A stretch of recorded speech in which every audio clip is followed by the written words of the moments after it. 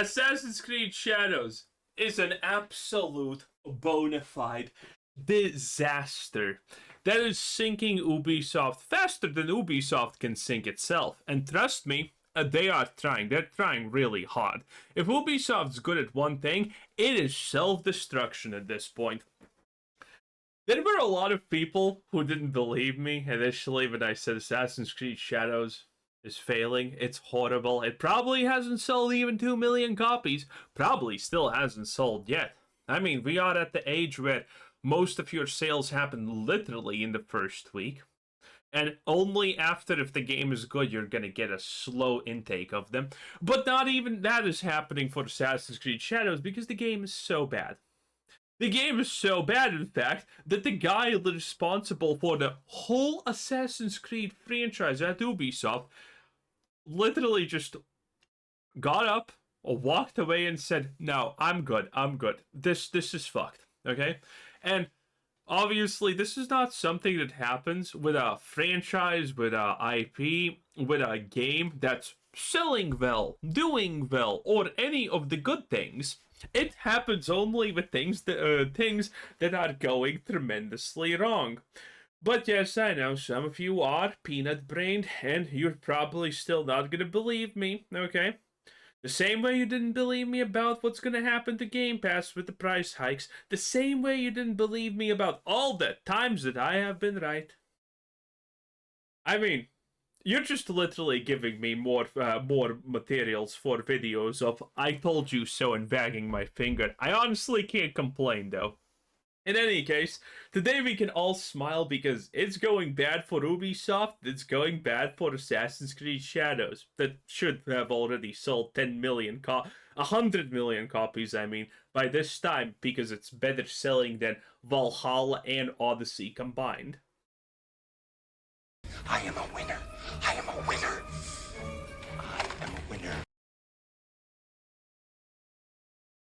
Be gone! Beautiful.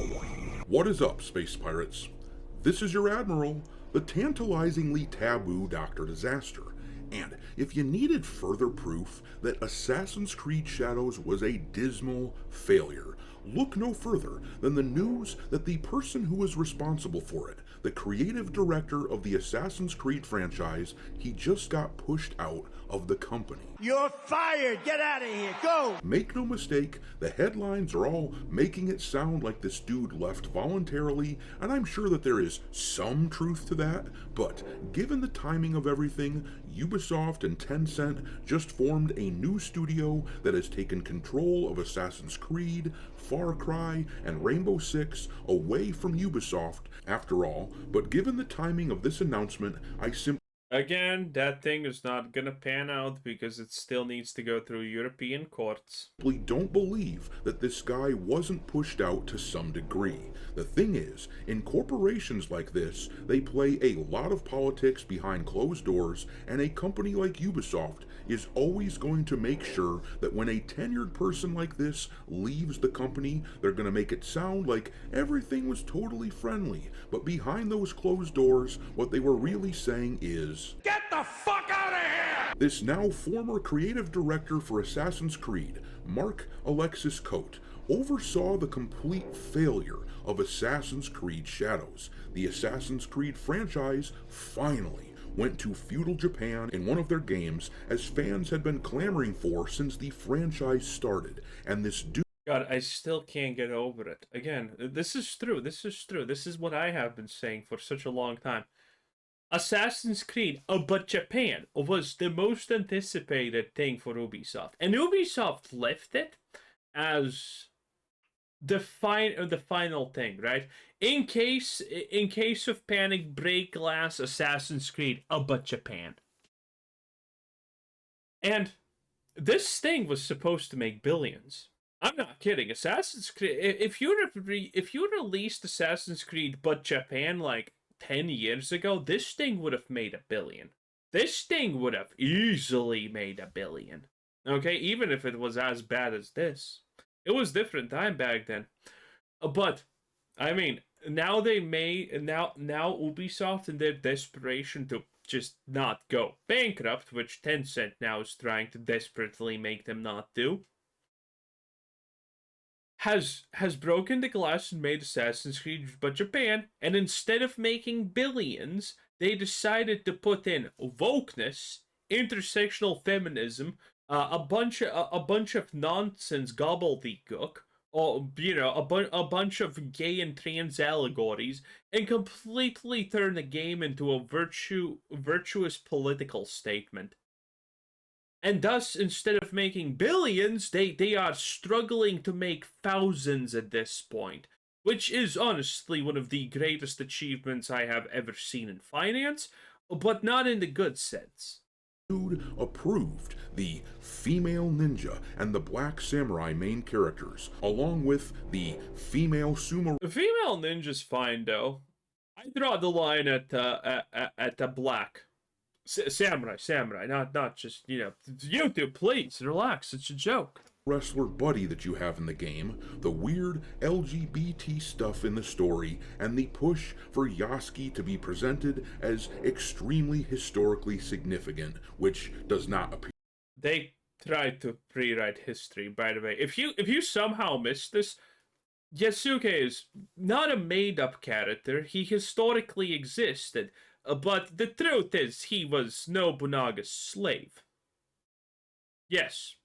Not a proud samurai or anything like that. Literally his slave.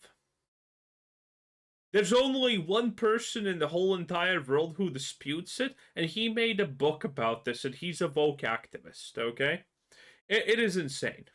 Here to be the case, but this caused the sort of controversy which prevents games from selling well and which typically ruins careers. Shadows should have sold at least as well as Assassin's Creed Valhalla, which pushed out 8 million copies in its first month, but Shadows has limped to around half that amount in several months. Pathetic. That's not even sales, that's players. Keep in mind, this was players. Ubisoft has never told us how many sales they have. They have only mentioned players. It's been 2 months since, by the way, they officially announced 3 million players. And Ubisoft started out giving free copies day 1. It literally took them only 4 hours and they started pushing out free copies. So yeah, on the outside looking in, this guy at Ubisoft quit, supposedly. But let's be real, Shadows was a massive failure, and we are just finding out that they had to cancel that Assassin's Creed game that was going to be set in the American Civil War because the company wanted to avoid even the potential for controversy that was something like Assassin's Creed Shadows. Someone needed punished for this. So this dude... By the way, that's not even the full story, okay? Ubisoft canceled Assassin's Creed game in the right there aftermath after the American Civil War, where you were supposed to fight the fucking KKK. That is so good.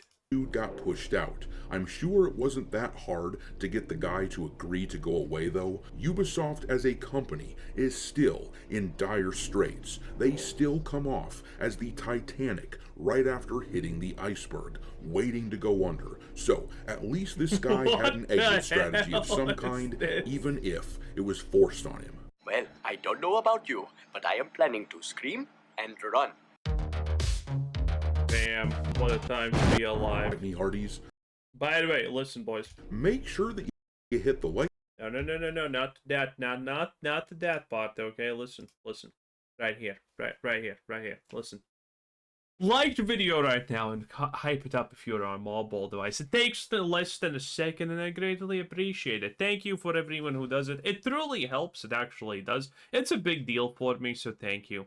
And if you think that this stuff that we are talking about here is important, then like and subscribe right now, okay? And hype it up on a mobile device. Do it right now, because every time you like the video, more people will see it and more people will know what's going on. And I think that's a great thing. Thank you, everyone. I've had a lot of people tell me that they have recently been unwillingly unsubscribed to the channel, so make sure you check into that, and also, give me a follow over on X, where my handle is Dr. Disaster1. Don't follow me on Twitter, okay? You're not ready for my posts, okay? I'm not gonna lie, okay? And if you feel like supporting the channel and helping keep the lights on, consider becoming a member for as little as $5 per month. But anyhow, let's look at this news that the Assassin's Creed boss is now gone. One interesting thing to note about the timing of what we are looking at here is the fact that the Assassin's Creed Shadows Claws of Awaji expansion has been out for a month now, and if you look at the data from We already looked. You can barely figure out where the expansion hit. the game on Steam from the last month, you can see that there was no significant spike in interest for the game at all during that time. It wouldn't surprise me if that expansion was seen as kind of the last Hail Mary pass from the company to see if they could generate some interest in the game and bring in some much needed revenue before they went out and started firing people, but it doesn't seem that the expansion has done much for the game at all. Less than a month after the release of that expansion, and we got the news that Assassin's Creed was being yanked out of Ubisoft's control, and a few weeks after that, here comes the news that the guy who was in charge of the IP's creative direction is gone. The news was reported on in this article here from IGN. It says here, Assassin's Creed franchise boss Mark Alexis Cope has departed Ubisoft after a career spanning more than 20 years. IGN understands. I mean, he's gonna be back technically, right? Because, you know... The news comes just 2 weeks after Assassin's Creed Ubisoft... Well, he's gonna be back in another company ruining it, probably. Godspeed finding your way into Bethesda. biggest brand became operated by Vantage Studios, the separate business entity formed by Ubisoft with a 25% stake from Chinese giant Tencent that will also now oversee all future Far Cry and Rainbow Six games. Ubisoft staff were informed of the news this afternoon via an internal email which discussed the need for Vantage Studios' leadership team to be aligned with its core goals. IGN understands that Cope was offered a role as part of Vantage Studios' leadership but declined. And to be clear, that is corporate speak all the way. You see, the way it works, when a corporation like this wants someone gone, and when there is a major restructuring shakeup like this at a company, they use this restructuring opportunity to offer someone that they want gone a new job, which is way less prestigious than the one they had before, and which pays less. These guys at the top of these companies are entirely too proud to take an offer like that, and everyone knows it. So, an offer like that is really just a tacit way of saying that you've done a shitty job and we want you out of here.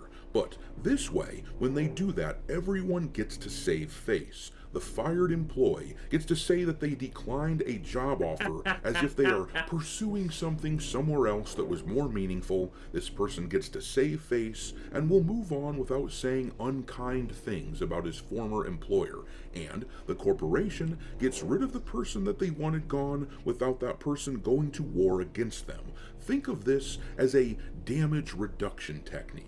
But the article says next, in an internal note to Ubisoft staff obtained by IGN, Vantage Studios co-CEO Christophe Durenis said he was disappointed by Coates' decision and that the former leader had his own expectations and priorities related to Vantage Studios' creation and future.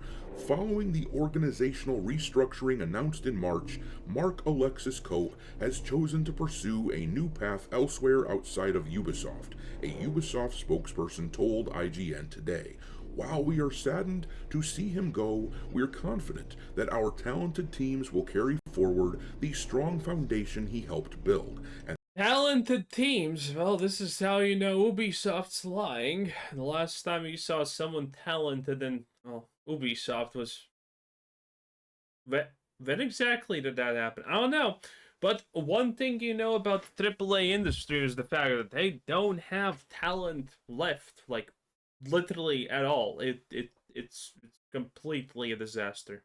And that right there is just another part of the strategy I was just talking about. In order to ensure that things remain amicable between the former employee and the company, a corporation like Ubisoft will put out a statement talking about how great the employee is, how sad they are to see him go, while internally they are likely looking at the same. I mean, internally they don't care. It is hard to actually say if the company wants them to leave, or do they or is that person leaving themselves?